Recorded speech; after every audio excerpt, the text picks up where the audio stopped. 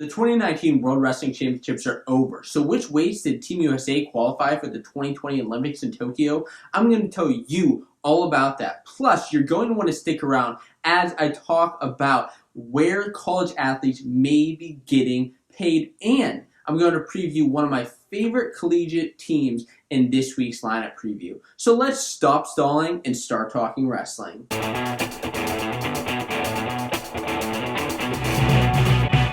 What's going on, wrestling fans? My name is Josiah, and welcome to the Fanco Wrestling Show, the #1 wrestling podcast on YouTube. And if you're here, of course, you're a massive wrestling fan, so you may want to subscribe so you get all the latest in wrestling news and discussion in the comments below. The first thing I want to talk about this week in the world of wrestling is Kyle Kanell. Kyle Kanell is a wrestler who's coming from Kent State and going to Penn State. It's official this week, in that Kyle Kanell is wrestling for the Nittany Lions at 197 pounds.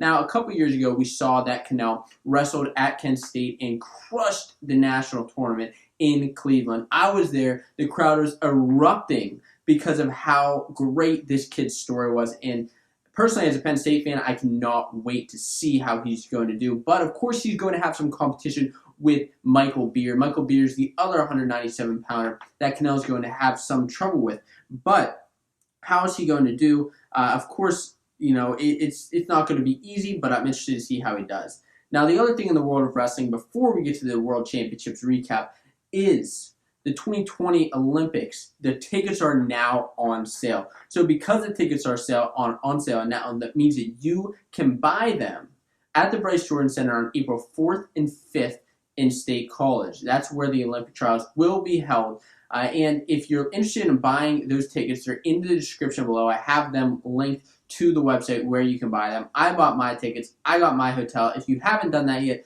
you have to make sure that you get on that. Now, as for the 2019 World Championships, let's recap the 2019 World Championships and what exactly happened in Greco-Roman, women's freestyle, and men's freestyle. It was an exciting tournament, and I watched a good amount of the matches. Some of them were a little bit difficult to track down unless you had a track wrestling membership. Fun fact, it's free to watch the World Championships in every other country but the United States, where track wrestling has licensing rights. Not saying that's right or wrong, just saying, that those are the facts. So Greco-Roman was the first style of wrestling to happen in the World Championships. Unfortunately, Team USA ended up with zero medals. And I don't necessarily know that that means anything bad on our guys, as far as maybe it has to do with the training or the coach.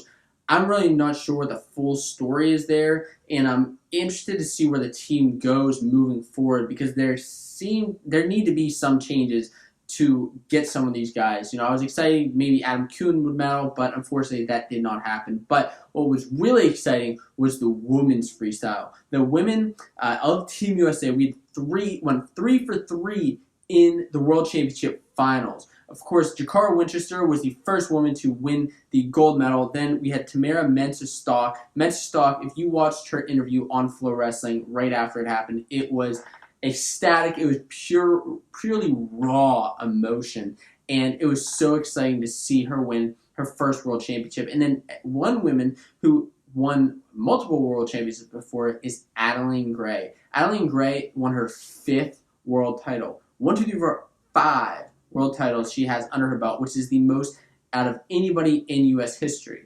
Now, if you're wondering, that can't be right. Well, it is right. John Smith won 6 world and Olympic titles, 6 straight, and 4 of those were world titles, 2 of those were Olympic titles.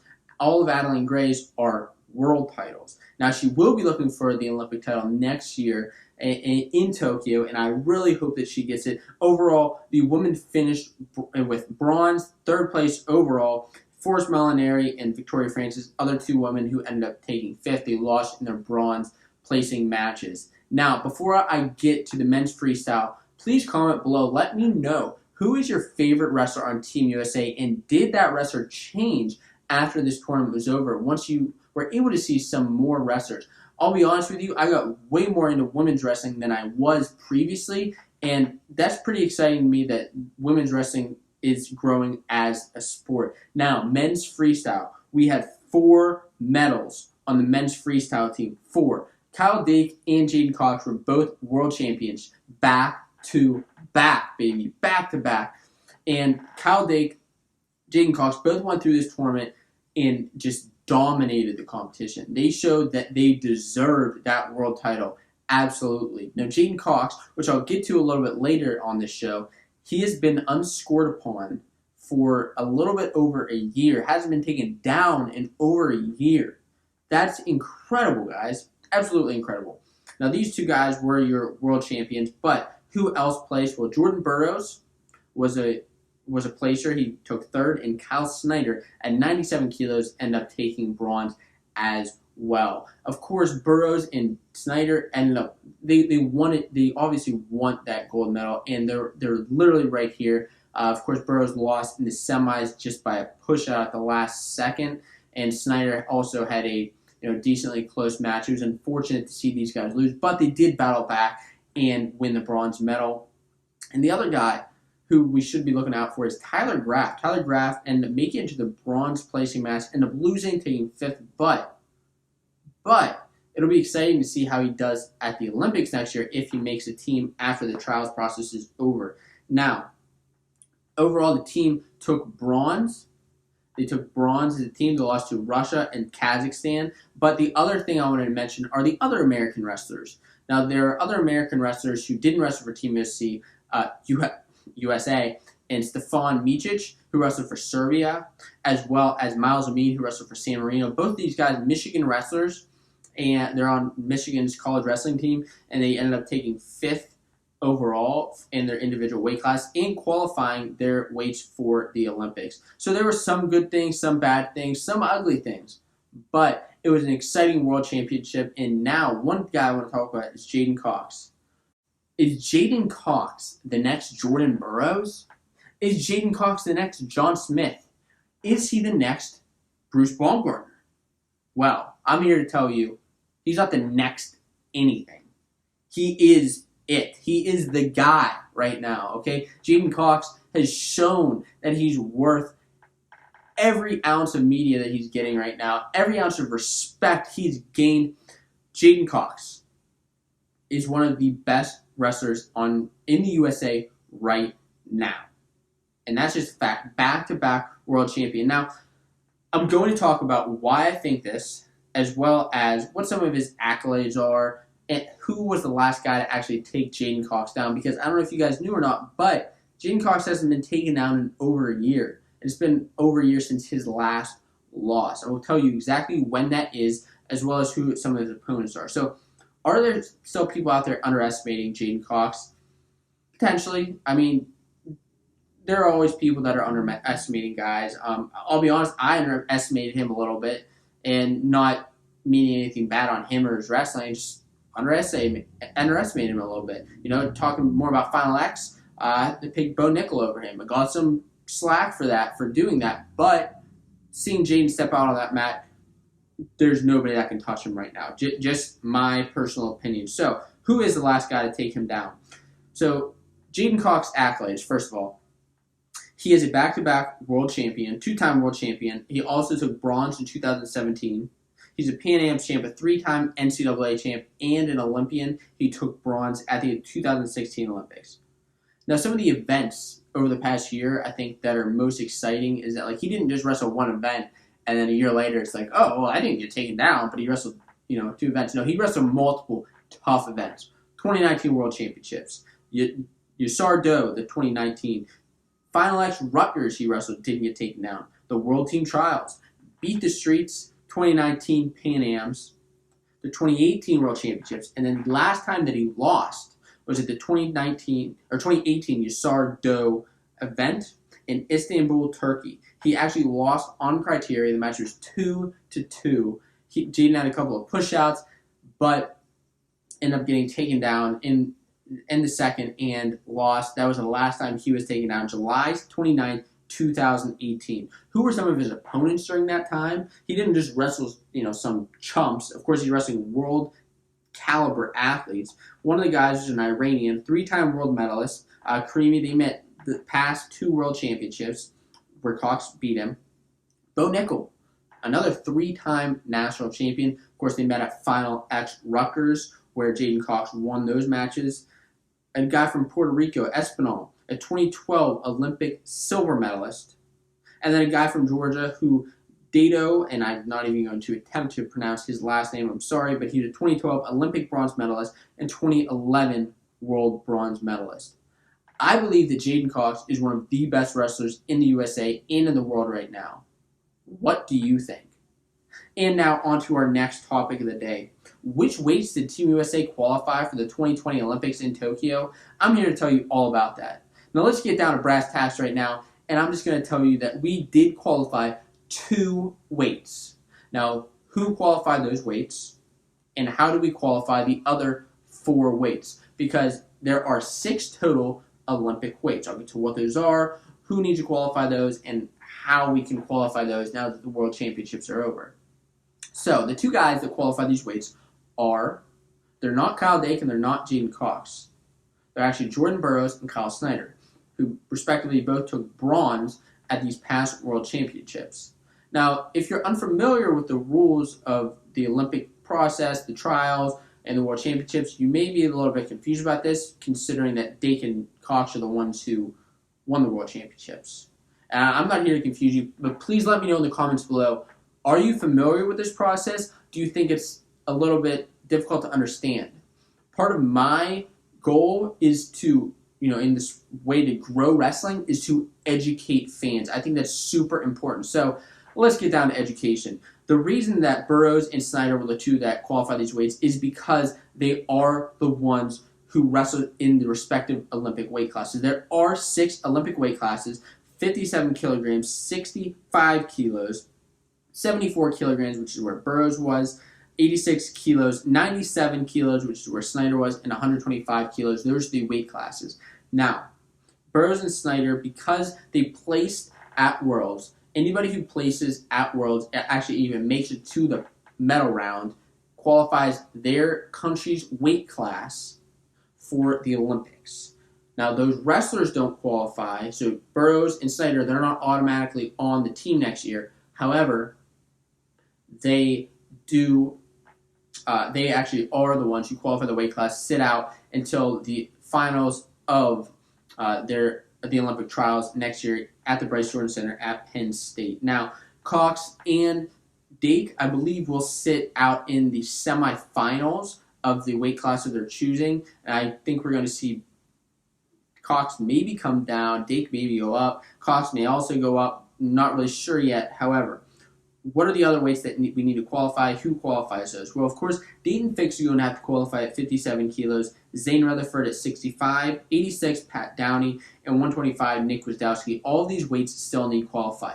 How do they do it? Well, since they didn't medal at Worlds, there are 2 other chances that they have to qualify Team USA at these weight classes. The 2020 Pan Am Continental Qualifier, which is on March 13th in Ottawa, which that's going to be tough for a couple of these guys that are in college, or I should say, Fix. It's going to be tough for him to qualify that weight class at that tournament. But the top 2 wrestlers at this tournament, so whoever makes the finals, qualifies their weight class for the Olympics. The next tournament, in the last tournament, is the Last Chance Qualifier. Great name because it's the last chance to qualify your weights for the Olympics. That's on May 1st in Bulgaria. And again, it's the top 2 athletes in each weight class to qualify, will qualify their weight for the Olympics in 2020. Now, we need 4 guys to do it. Can we do it? I think that we can, and I think that we have a chance at placing high at the Olympics next year. Now, the next topic of the day, it's a very exciting topic that I'm really interested to talk about. Let's talk about the Fair Pay to Play Act, which is a new bill passed in California by the Senate. What is it? Well, first of all, it allows college athletes now to be compensated for their image likeness. Their image and likeness. So this is across all sports, from wrestling, football, gymnastics, baseball, you name it. If your sport in college in California, you can be compensated if The governor signs this bill. Governor Gavin Newsom must sign this bill, and starting in 2023, this will happen. So how does the NCAA feel about this? How do college athletes, how do the colleges feel about this? What's the response behind this? I'm going to talk all about that, let you know what this bill is and everything behind it. So, as I said, this bill will allow college athletes to be paid starting on January 1st of 2023 if it's signed. This means college athletes can make money selling their memorabilia, signing autographs, getting TV ads, online ads. Now, what's interesting is that if these athletes are on scholarship, those scholarships cannot be revoked now because these athletes are being paid. So that's very interesting. Now, a couple colleges in California, as I mentioned, it's California only: Stanford, USC, Cal Poly, CSU Bakersfield, many colleges. Interestingly enough, USC, if you're looking straight at football, they made $85 million just the football program in 2018, and that's not even the highest revenue out of any football program in the country. They're number 18. So I think that there's some money there to pay the athletes, and that's just from the university, not even from the NCAA, which is very interesting. So please comment below. Should college athletes be paid? What are your thoughts on this? I personally think it's okay for these college athletes to be paid for their image and likeness. You could have a star quarterback at the university who's, making NCAA and this university millions of dollars, but because of their jersey sales and other things.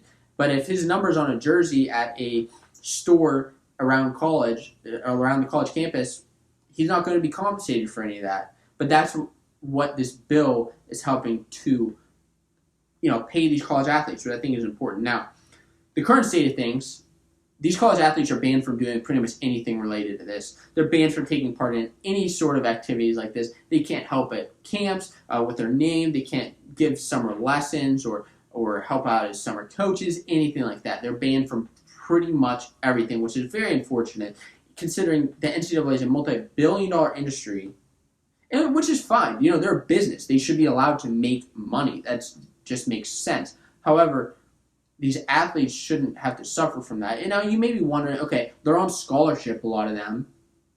So if they're on scholarship, what's going on with this? Like, should they even be allowed to be paid? Well, that scholarship normally helps pay for their schooling. These athletes can still struggle to find money for food. And considering they're training 5 to 7 days a week, these guys don't have time to get a job to actually make more money. And it's really unfortunate. And that's where I think this can help these guys make a little bit more money. Now, the NCAA, how does the NCAA feel about this? Well, they've already stated after this bill was enacted, they will not allow California teams to compete in championship games if they are paid. This is huge. Now, what's interesting is guaranteed this will go to court at some point because the NCAA is saying you can't allow these athletes can't compete in championship games. And the reason they're saying that, the reason the NCAA doesn't like compensation is because they say it kind of interacts and goes against what they want in the academics aspect, and the money directly correlates against that. They don't want athletes getting paid. They want them to focus on academics.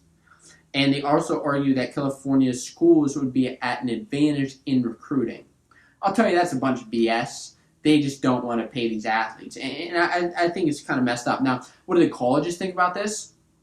Well, Stanford has already said that they're not really sure. There's actually a representative, a spokesperson from Stanford named E.J. Miranda, who said, as we await the NCAA recommendations, we oppose the bill because we believe there needs to be a rational and consistent national framework for addressing these issues. And that's understandable.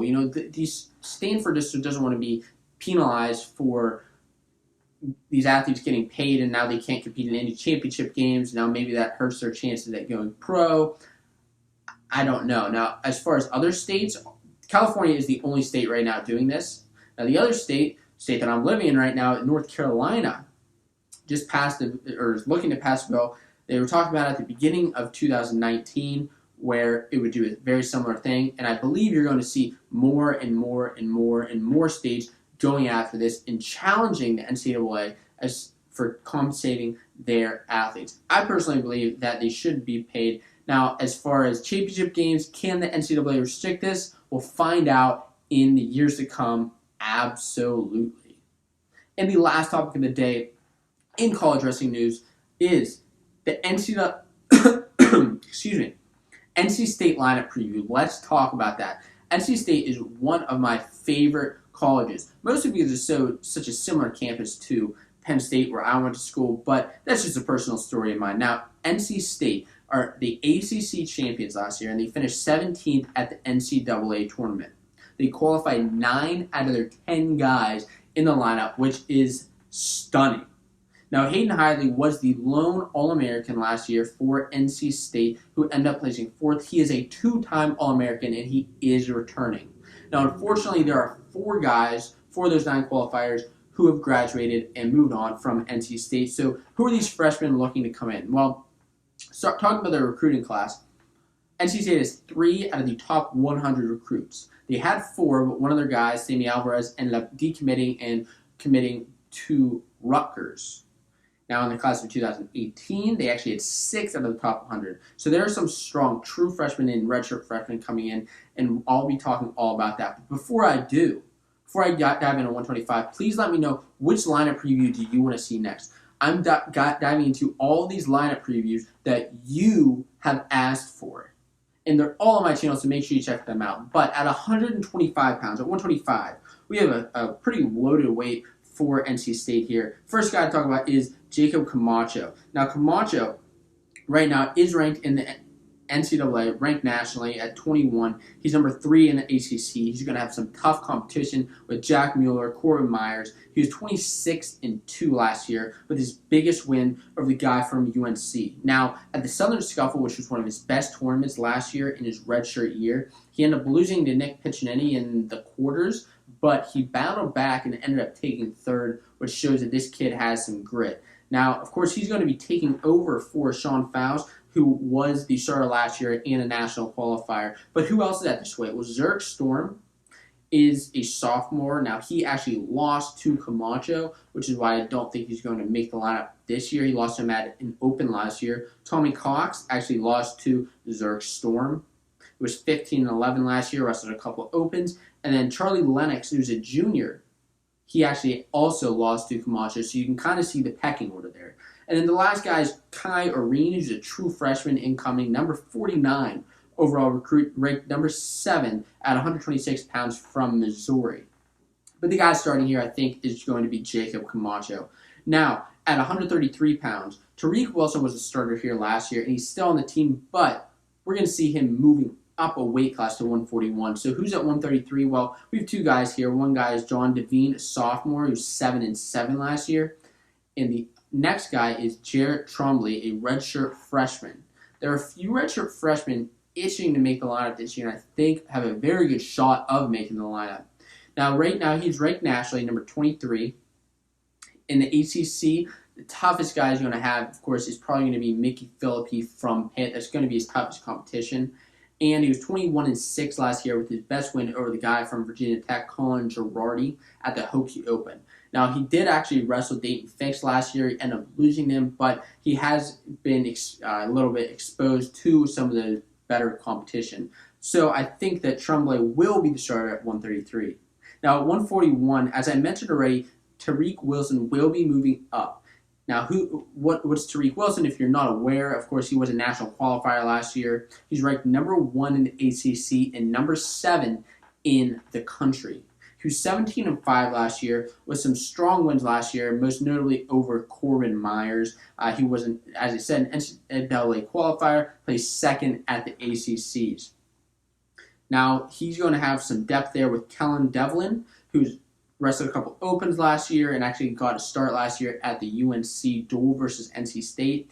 And then this is probably one of the most loaded weights for NC State, considering they have about 5 redshirt freshmen and true freshmen coming in as depth, who we'll probably see scatter a little bit in the years to come. But Tariq Wilson will be the starter at 141, in my opinion. And then at 149, two guys here, Matthew Grippy and AJ Lighton. Now, Lighton was 16-8 last year, but unfortunately he did lose to Grippy, so that's why I think Grippy's going to get the starter. But Grippy is number 4 in the ACC right now, but he's going to have some tough competition in Austin O'Connor from UNC.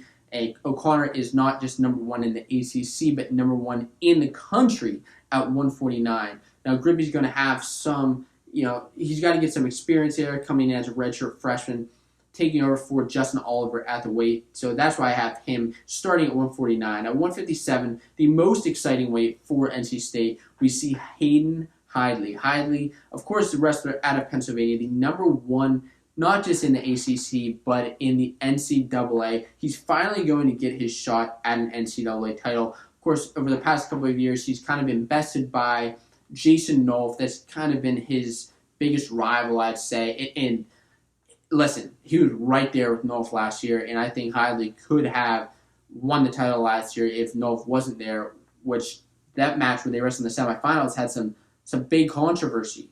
And Nolf even thought that Hidlay won, but ultimately, the refs did argue against him, didn't give him points, whatever it is, okay? But Hidlay, this year is his year, okay? It's his year. 2-time ACC champ, 2-time All-American, placed 4th last year, was 24-4. Of course, other than there's losses in Nolf, he did have some nice wins over Alec Pantaleo and Ryan Deacon. He will be starting in at 157 for NC State. Now, moving up to 165, Thomas Bullard. Bullard is number 12 in the country right now, number 2 in the ACC behind David McFadden. Now, David McFadden, you'll see there's a link between him over the next couple of weight classes just because McFadden's kind of moved up and down. Now, McFadden from Virginia Tech is number 1 in the ACC and will be some tough competition for Bullard. Bullard was 21-10 last year. He actually had a close loss to Mekhi Lewis at the ACC championships last year. Pretty close, and considering Mekhi won nationals, it bodes very well for Bullard. Now, he was end up a national qualifier, didn't end up placing, but the other guys at this weight class, Tyler Barnes, a redshirt freshman, he actually wrestled the Hokie Open last year, a couple of opens, just one actually, and Alex Fairson, a sophomore who he did wrestle multiple opens. He was 13-11. Those will be the guys probably backing up Bullard, who will be the starter as a junior. Now, Bullard's brother is Daniel at 174 pounds. Bullard, the brother Daniel, is number 20 in the NCAA, and he is number 1 in the ACC. He was 21-11 with a close loss to McFadden. As I mentioned already, there's that link with McFadden. Number 20 in the country. He had a few other close matches, was a national qualifier last year. And then the other guy at this weight is Jake Cook, who wrestled a couple opens, was 11-9 last year. And there are actually a couple other freshmen who are probably going to redshirt this year, not necessarily going to make the lineup, but they're just saying that's what's at this weight. And that will be Daniel Bullard's weight at 174. Now, at 184 comes the second set of brothers. The second set of brothers comes to an end with Trent Hidlay. Hidlay is Hayden's brother, taking over for Nick Reenan. Reenan, you will see moving up a weight class, just like Tariq Wilson. I think that this is best for the team. We'll see what happens once we kind of closer to the end of the season if any of these guys want to end up dropping. But Hidlay will probably be the starter here. He's number 14 in the country right now, number 3 in the ACC. Now, in the class of 2018, he was the number 18 recruit overall.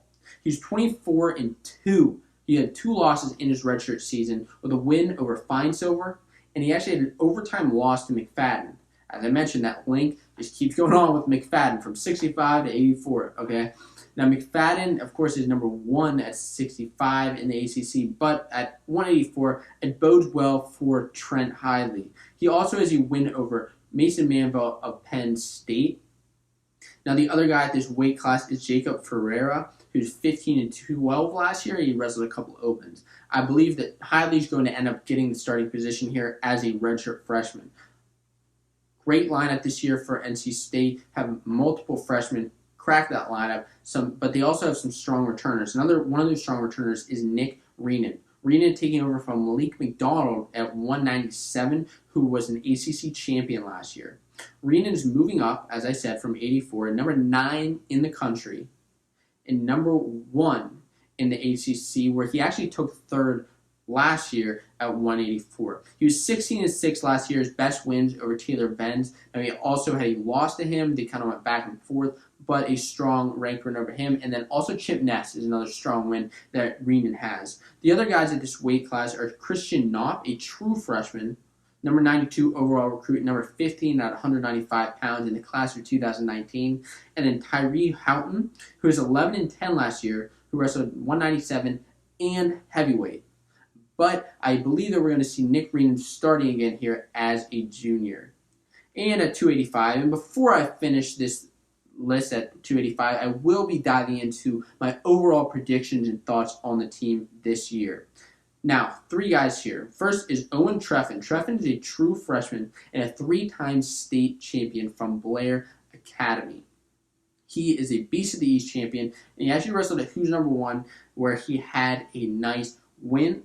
He's a number 72 overall recruit, and he was number 4 at 220 pounds in high school. So I believe he's going to take that redshirt year. Not going to crack the lineup this year, but some strong depth for NC State. We also have Colin Lawler, a sophomore, was 18-13. Now he had a nice win over ranked Matt Voss from George Mason, but he does have a loss to the guy who I think is going to start in Deontay Wilson. Wilson is unranked right now. He's one of the NC State guys that did not qualify this past year, but he's absolutely looking to qualify this year. He's number 3 in the ACC, as I mentioned, unranked at the national level. He's 22-12.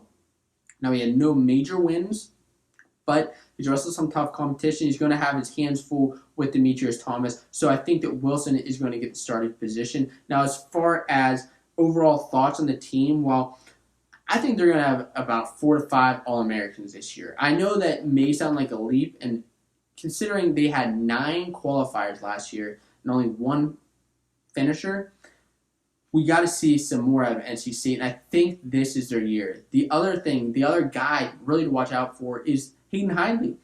He's had a shot the last couple of years, but just hasn't been able to squeak past Nolf. I think that this is his year at 157, and I'm excited for him. I'm excited to see what happens.